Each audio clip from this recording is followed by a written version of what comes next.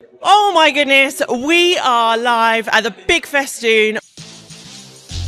This isn't just any normal conference. This is a show. If you truly want to be a business that is out there, that is going up, is growing, is a bit weird, wacky, and actually embraces all of that about yourself, the Big Festoon is something for you. We're going to give you a glimpse inside, and don't worry, we're going to tell you how you can be at the next one. Closed mouths don't get fed, and there is not a closed mouth in this room, I can guarantee it. It's a wrap. Hello and welcome back to the Big Festoon October Spooktacular 2025. I'm joined by the gorgeous lady that is Clare. Hello. Hello. Welcome to the studio. Thank you so much. So Clare, for those that don't know, tell us who you are and what you do. So I'm Clare Walsh. I'm a therapeutic coach and I work with people who've had breast cancer. Wow. Helping them rediscover who they are after such a big event, such a huge thing in their life, so that they can move forward with hope and joy and live life on their terms, because survivorship can be hard. Yeah, what an incredible thing. Can I ask, is that from a personal journey? Yes, so I was already a confidence coach. Okay. And then I was diagnosed with breast cancer at 47. In fact, I'm wearing my public service announcement t-shirt today. For pumpkins. Check your pumpkins for lumpkins. Pumpkins for lumpkins. Because checking myself saved my life. That's amazing. And before we get into my story, can I just share, we all have chests. Breast cancer doesn't just affect women. Yeah. So everybody should be checking their chest once a month, and if anything isn't normal for you, go and see your GP. Well, this is a thing, right? And because I've had Ben, who is my husband, not just some random person I work with, like, you know, he does touch them, like, short of getting dirty in details, but he does touch them, and he's gone, oh, is that normal? Has that been there before? And things, and we've checked, and I'm like, oh, yeah, that's always been there, or, oh, no, and you take those next steps. So sometimes, actually, it might be your other half that knows your boobs better than you. Yeah, and fair enough, but I think so many people think, well, I don't know what I'm just meant to do, so I don't bother.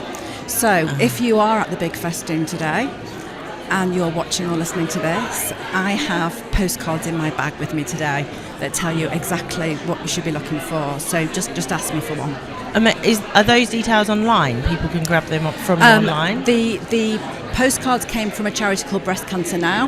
Okay. So they have all the details online. Yeah. There's also a wonderful charity called Copperfeel, COPPA Feel, and they have very explicit instructions, easy instructions, and you can also set up a reminder on their website that you'll get a reminder once a month. Have you checked yourself? To Copperfield. Yeah. I love this. We'll grab those details from you as well and put them in the links below, because it is so important. I mean, everyone's relationship with their chest is also very different. And, you know, I know that personally I love my girls. They are part of my identity. And yesterday they were, well, I mean, they're kind of out and proud again today, but yesterday, you know, so to lose, the thought of losing I've lost both of them. It's a huge thing. So there's a lot of stages to go through with that. So, as I said, I was diagnosed at 47 because I'd found a lump, and I'd actually found a cyst, and I knew it was a cyst because I'd found a lump 2 years before, and I'd been through the whole process. And at the end of it, at the end of the check at the clinic, the surgeon had said to me, we now know you have very cysty breasts. Okay. But if you ever find a lump, you must come. Don't just think, oh yeah, it's a cyst. And I found the same cyst again. And I was like, I know it's a cyst because it's the same one, but I heard his voice in my head. So I made an appointment to see my doctor, who examined me thoroughly, said, I agree, it's a cyst, but we're going to do what the surgeon said, and I'm going to send you to see him.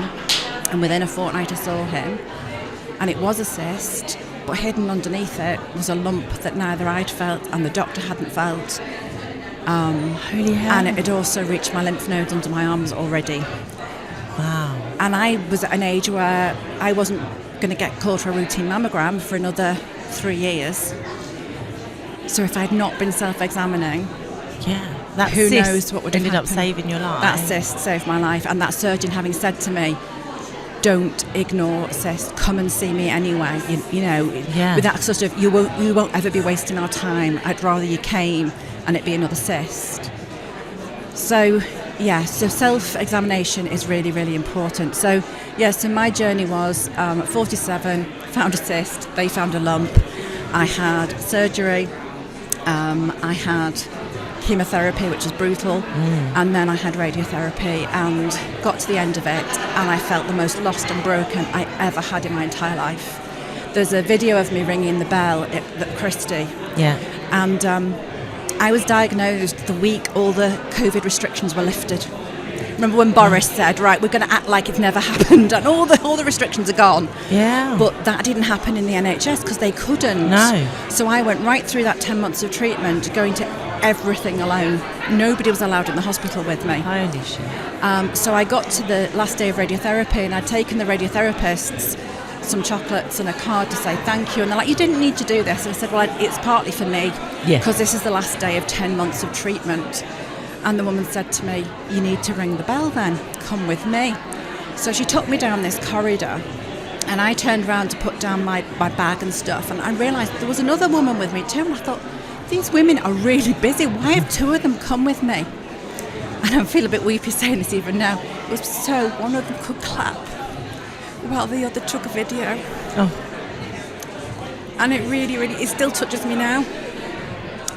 So I had this video of me, didn't even recognise myself in it, exhausted,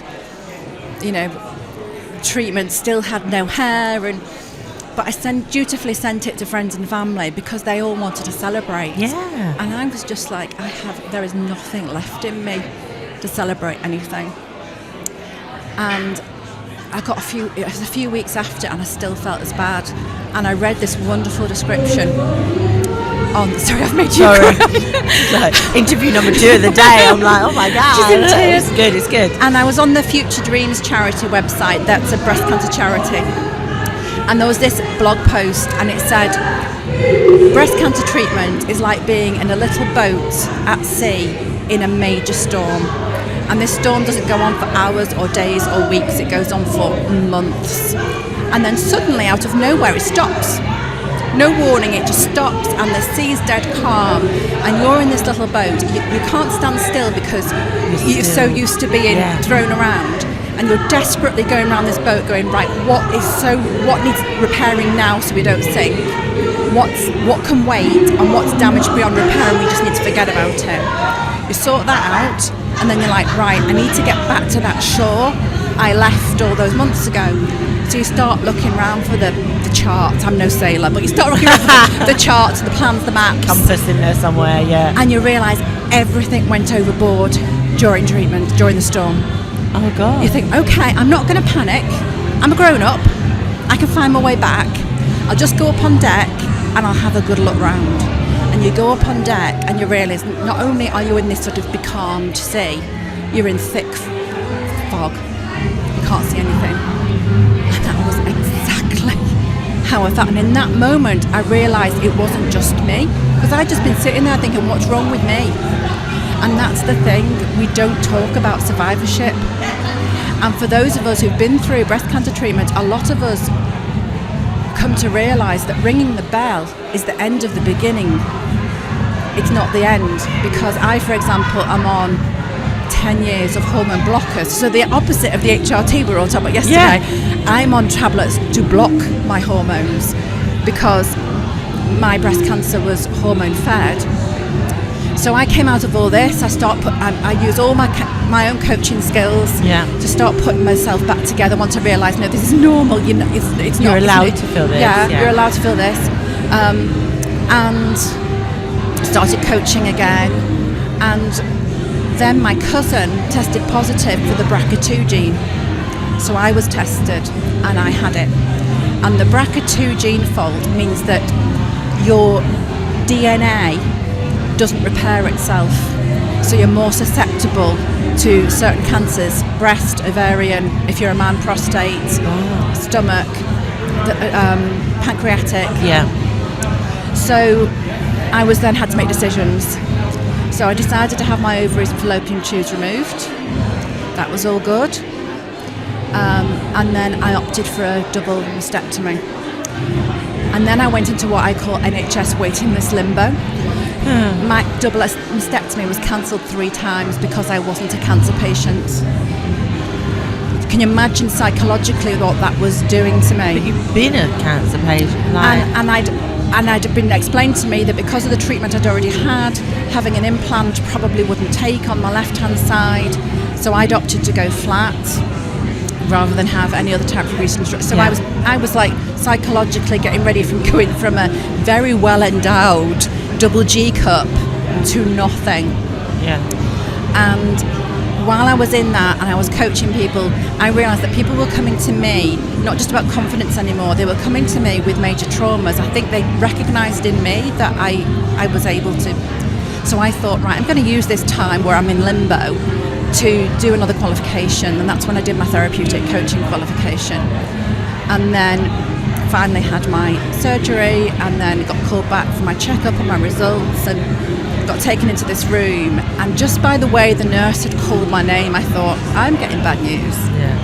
It was that sort of tilt of the head. Yeah. Hello, Claire. You just wait here. Mr. Yeah. Cushnan will be with you shortly. And he came in and he went, we've had a bit of a surprise. I went, go on, I prepared myself for a surprise. He said there was cancer in your other breast. Oh, so at that point you'd only had the one So removed. at that point I'd only had a lumpectomy on my left-hand side, so I still had both breasts. Yeah, okay.